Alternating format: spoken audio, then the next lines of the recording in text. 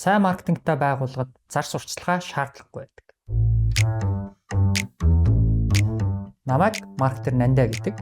Би маркетингийн салбарт 20 гаруй жилийн хугацаанд 60 гаруй төсөлтөөр ажилласан туршлагатай. Санхүү эдийн засгийн их сургуульд маркетингийн багшаар ажилладаг Говь компани тузын хараатус гишүүн, нейро маркетингийн сургалт судалгааны Axiom компани үүсгэн байгуулагч. Та ийм алтаар яагаад үйлчлүүлдэг вэ? Сурчлагааныхын компанид ажилтан татагдаад уу? Эсвэл хэрэглэгч хамтрагч нартай зориулсан цогц үйлчлэгээнд нь болоод уу?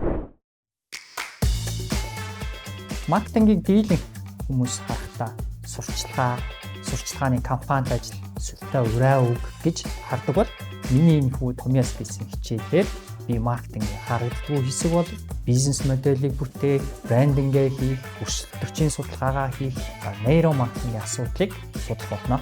Маркетингийг өнгөцөөр харах сэтгэлгээнээс салж, маркетингийг цогцоор ойлгож, бизнес модельээ сайжруулж, хувь хүнийхээ брендингийг шин түвшинд гаргах аяллаа надтай хамт хийгээрэй.